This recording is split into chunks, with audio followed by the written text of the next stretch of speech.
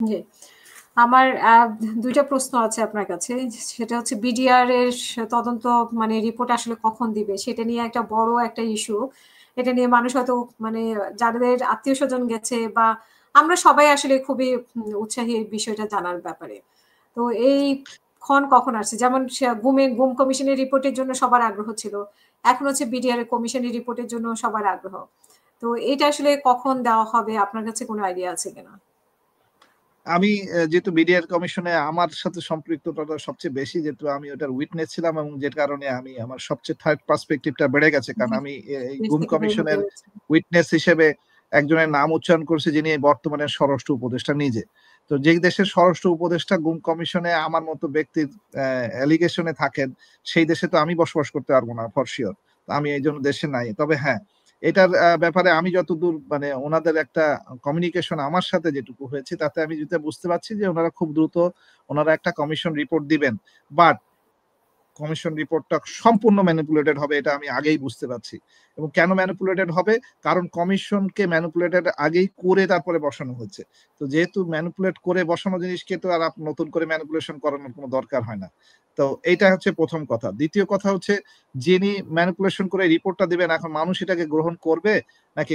এখানে মানুষের গ্রহণ করার আসলে খুব একটা আশাব্যঞ্জক কিছু নাই। কারণ হচ্ছে এইটা রিপোর্টের সবচেয়ে ক্ষতিগ্রস্ত যে দল, জাতি, তারা হচ্ছে সেনাবাহিনীর সদস্য।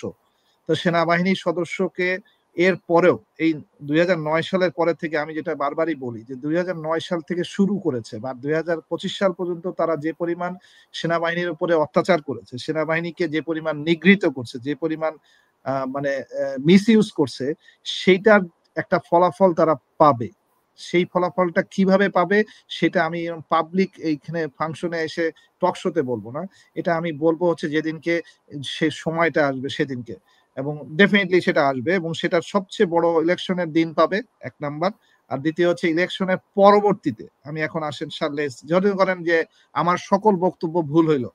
আপনার হুম, এই এনালাইসিস আমার সবকিছু ভুল হলো এবং বিএনপির ওই যে ব্যবসায়িকভাবে যাদেরকে আনলো এবং তারাই আসলো এবং তারেক রহমান সাহেবই প্রধানমন্ত্রী হিসেবে সিলেক্টেড হলেন এবং উনি বাংলাদেশে আসবেন। ওনাকে ১ম এই সেনাবাহিনী চ্যালেঞ্জ করবে, আমি এটা বলে রাখলাম আপনাকে। এবং এই সেনাবাহিনী চ্যালেঞ্জ করে তাকে জিজ্ঞাসা করবে যে, "আপনি আমাদের জন্য কি করেছেন?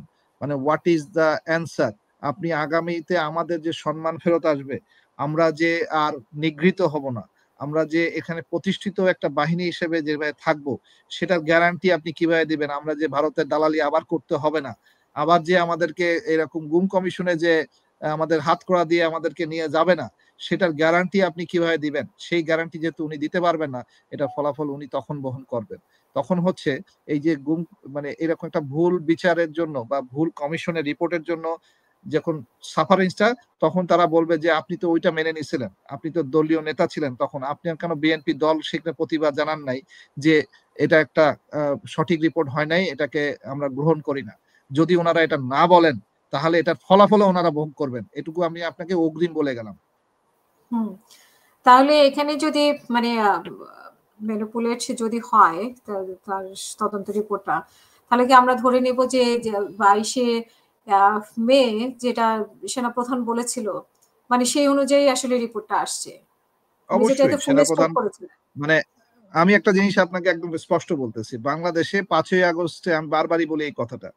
৫ই আগস্ট থেকে ৮ই আগস্টের একটা ৩ দিনের সময় ছিল। এই সময়টার মধ্যে বাংলাদেশে আওয়ামী লীগের যত লোক, ওই যে বলে না যে হুজুর মানে মসজিদের ইমাম পর্যন্ত পালায় গেছে। তাহলে এই যে পালায় যাওয়া জায়গাগুলো যে ফিল আপ হইছে, এই ফিল আপটা কেউ না কেউ তো করে দিয়েছে। সেই ফিল আপের ওই সময় ওই ৫ দিন বাংলাদেশের কর্তা ব্যক্তি কে ছিলেন যারা ফিল আপ করেছেন? আপনি বলেন। কর্তা ব্যক্তি ছিলেন হচ্ছেন ওয়াকার সাহেব।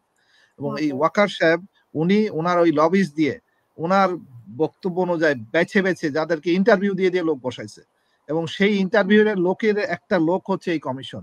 তার কথার বাইরে কোনো কমিশন তৈরি হয় নাই। প্রত্যেকটা তার নির্ধারিত লোকে কমিশন তৈরি হয়েছে। তখন তার যেহেতু নির্ধারিত করা কমিশন লোক, তার কাছ থেকে তো আমি ওই এক্সপেকটেশনস করি না। কারণ যদি সঠিক বিচার করতে হয় তাহলে তার নামটাও তো আসে। কিছুটা হলেও আসে। সে হুম, সরাসরি না হোক ইনডাইরেক্টলি হলেও আসে, কারণ সে ওই মাঠে দাঁড়ায় ছিল হেলমেট পরে। সে তো গুলি চালাইতে যায় নাই। কিছু অফিসার, ৫ জন অফিসার সাহস করে যে বলছিল, "স্যার আমরা ভিতরে চলে যাব।" তাদেরকে পরবর্তীতে আপনি 5 বছর জেল খাটাইছেন। কে জেল খাটাইছেন? যে সেনাপ্রধান জেল খাটাইছেন সে নাকি ইদানিং খুব ফেসবুকে ফাটায় ফেলাইতেছেন যে উনি দেশপ্রেমিক। আমরা কি মারা গেছি? আমরা কই? আমরা মারা যাই নাই, আমরা আছি। আমাদেরকে কাউন্ট করেন না তো? আমরা আপনাদেরকে এত সহজে ছেড়ে দিচ্ছি না। আমাদের কাছে ওই অ্যাকাউন্টেবিলিটি আছে। আপনাকে এই অ্যাকাউন্টেবিলিটি দিতে হবে। একটা মানুষের থেকে যখন আপনি জীবন থেকে 5 বছর জেলখানায় নিয়ে যান, সেই মানুষগুলো কিন্তু মানুষ থাকে না। তারা একটা পাথর হয়ে ফেরত আসে। এই পাথরকে আপনি নড়াইতে পারবেন না। ওই 5টা অফিসার তো পাথর হয়ে গেছে। আমার মতো অফিসাররা আমরা পাথর হয়ে গেছি। আমরা শুধুমাত্র সময়ের দিকে তাকায় আছি কারণ আমরা রক্তক্ষরণ চাচ্ছি না। আমরা আপনাদেরকে বারবার উল্লেখ করতেছি রক্তক্ষরণের দিকে যায়েন না। আপনারা শান্তিপ্রিয়ভাবে ফেরত আসেন, মাপ চান, দোষ স্বীকার করেন, দরকার হয় জেল খাটতে হলে জেল খান, না হলে যাকে কাছে যে ক্ষমা চাইতে হবে জাতির কাছে ক্ষমা চান। কিন্তু এই বা মেকানিজম করতে আবার সেই একই মেকানিজম আর second time, third time, fourth time করতে যান না। যেটা এই গুম কমিশন বা যেটা করে দেখাইছে ঠিক সেরকম বিডিআর কমিশন যদি করে দেখাতে পারে, সঠিক যা তথ্য আসছে সেই তথ্যগুলো তুলে দিক।